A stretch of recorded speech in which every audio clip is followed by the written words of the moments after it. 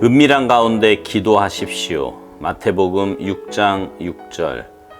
너는 기도할 때에 내 골방에 들어가 문을 닫고 은밀한 중에 계신 내 아버지께 기도하라. 은밀한 중에 보시는 내 아버지께서 갚으시리라. 예수님께서는 은밀한 중에 계신 내 아버지를 꿈꾸라고 하지 않으시고 은밀한 중에 계신 내 아버지께 기도하라고 하셨습니다. 기도는 의지의 노력입니다. 은밀한 곳에 들어가 문을 닫은 후 가장 하기 어려운 것이 기도입니다. 기도할 때 우리는 우리의 생각들을 정상적으로 활동하도록 할 수 없습니다.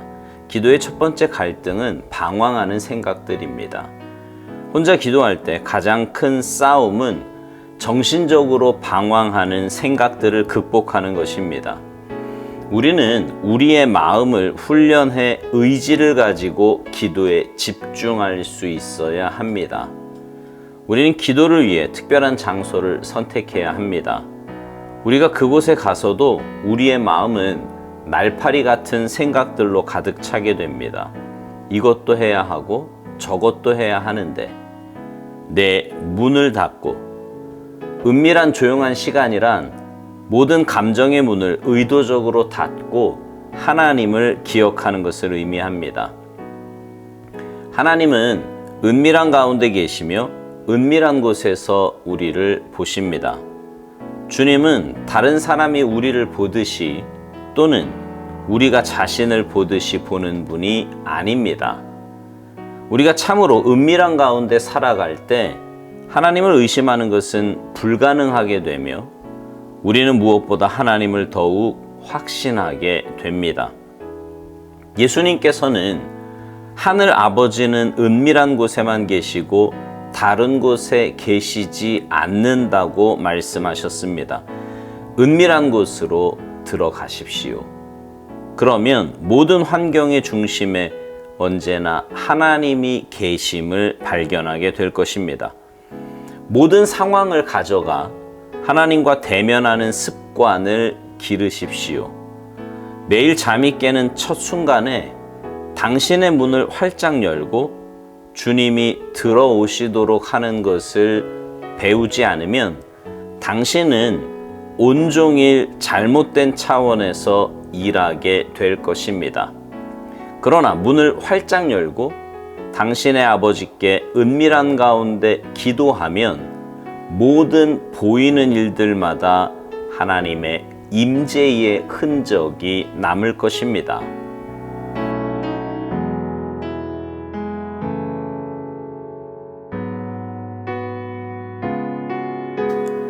우리 교회 성도들은요, 매일 밤마다 떨기나무 기도회에 참여를 합니다. 온라인으로 하는 기도회이지만 얼마나 은혜가 되는지 모릅니다. 기도회에 참석하는 분들은 아마도 동일한 은혜와 마음을 느낄 것이라고 생각합니다. 온전한 기도를 위해서 하나님과 만나는 자신만의 골방이 있어야 돼요. 여기서 중요한 것은 장소적인 개념도 있지만 생각의 개념도 있다는 것입니다. 무슨 말이냐 하면 아무리 혼자 조용한 곳에 있다고 해도요, 그곳에서 하나님께 집중하지 못하고 엉뚱한 생각으로 시간을 보낸다면 그곳은 골방이 아니에요. 오히려 복잡하고 어수선한 시장 바닥에 앉아있는 것이나 다름없습니다. 그래서 오살드 목사님은 기도의 첫 번째 갈등은 방황하는 생각들이라고 말합니다. 혼자 기도할 때 가장 큰 싸움은 정신적으로 방황하는 생각들을 극복하는 것이라고요. 그렇습니다. 기도할 때면 얼마나 많은 생각들이 우리 머릿속을 차지하려고 하는지 모릅니다. 분명 악한 원수 마귀는 우리가 하나님께 집중하도록 내버려 두지 않습니다. 중요하다고 생각하는 문제부터 정말 쓸데없는 생각까지 온갖 잡생각을 우리 머릿속에 집어넣으려고 안간힘을 씁니다. 기도 시간을 보냈지만 정작 하나님과 아무런 대화도 어떤 관계도 맺지 못하게 만들려고 하는 거예요. 우리에게 필요한 것은 주님께 집중할 수 있는 힘입니다. 오스왈드 목사님은 그래서 기도는 의지의 노력이라고 말해요. 우리는 우리의 마음을 훈련해 의지를 가지고 기도에 집중할 수 있어야 한다고요. 그렇지요. 기도하려고 할 때마다 엉뚱한 생각이 든다면 먼저 알아야 합니다. 지금 내가 영적인 싸움을 하고 있는 거라고요. 머리를 흔들던 주님의 이름을 부르던 어떤 방법을 써서라도 그 쓸데없는 생각들 다 털어내야 돼요.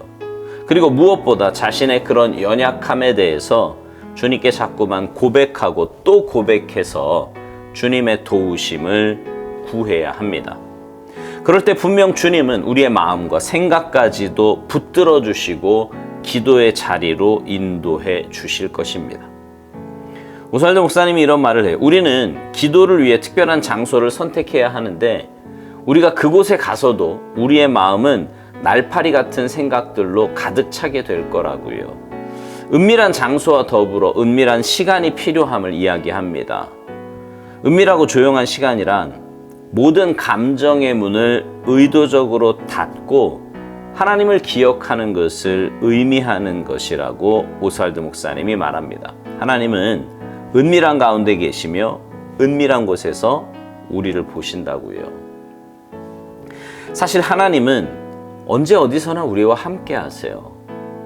문제는 우리가 그 하나님을 정말 의식하며 사느냐 하는 겁니다. 분주한 마음, 흐트러진 감정, 바쁜 일상 속에서 우리는 하나님의 임재를 놓치곤 합니다. 그래서 우리에게 필요한 것이 골방과 은밀한 시간이에요. 사모하는 마음으로 그곳에 갈 때 우리는 하나님이 내 삶에 임재해 계시며 내 삶의 중심에 계심을 발견하게 될 것입니다. 오스왈드 목사님은 우리가 은밀한 곳으로 들어가면 모든 환경의 중심에 언제나 하나님이 계심을 발견하게 될 것이라고 말합니다. 그러면서 모든 상황을 가져가 하나님과 대면하는 습관을 기르라고 말해요. 그러니까 우리가 하나님께 가져가야 할, 다시 말해서 기도의 자리에서 다루어야 할 내 삶의 영역은 모든 영역이고 모든 상황이라는 말입니다. 어떤 것은 기도의 자리로 가져가고 어떤 것은 내가 알아서 처리하고 그런 것이 아니다 이 말이에요. 그렇게 하나님과 만나는 자리에 내 삶의 모든 것을 가져가면 하나님이 내 삶의 중심에 계시고 주인이 되시며 인도자가 되십니다. 그리고 우리의 삶은 가장 선하고 복된 길로 인도받게 될 것입니다. 오스왈드 목사님은 매일 잠이 깨는 첫 순간에 당신의 문을 활짝 열고 주님이 들어오시도록 하는 것을 배우지 않으면 당신은 온종일 잘못된 차원에서 일하게 될 것이라고 말합니다. 그러나 문을 활짝 열고 당신의 아버지께 은밀한 가운데 기도하면 모든 보이는 일들마다 하나님의 임재의 흔적이 남을 것이라고 말해요. 그렇습니다. 하루의 시작은 기도여야 합니다.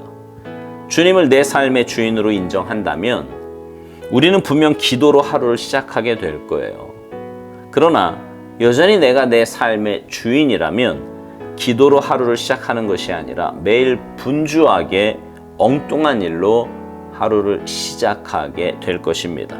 그리고 그 둘의 차이는 지금 당장은 아무것도 아닌 것 같지만 하루하루 쌓이면 쌓일수록 어마어마한 차이를 내게 될 것입니다. 생각해 보세요. 주님께 한날의 삶을 온전히 의탁하며 주님을 의식하며 사는 삶과 내 마음대로 내가 주인이 되어 그렇게 살아가는 삶의 결과가 어떻게 같을 수 있겠습니까? 사랑하는 성도 여러분, 하루를 기도로 시작하시기 바랍니다. 그리고 반드시 시간을 내어서 주님과 만나는 골방으로 들어가셔서 은밀한 시간을 가지시기 바라요. 그래서 여러분의 삶이 주님의 응답하심과 역사하심, 동행하심을 맛보고 누리며 살아가는 아름답고 복된 삶이 되시기를 주님의 이름으로 축복합니다. 아멘.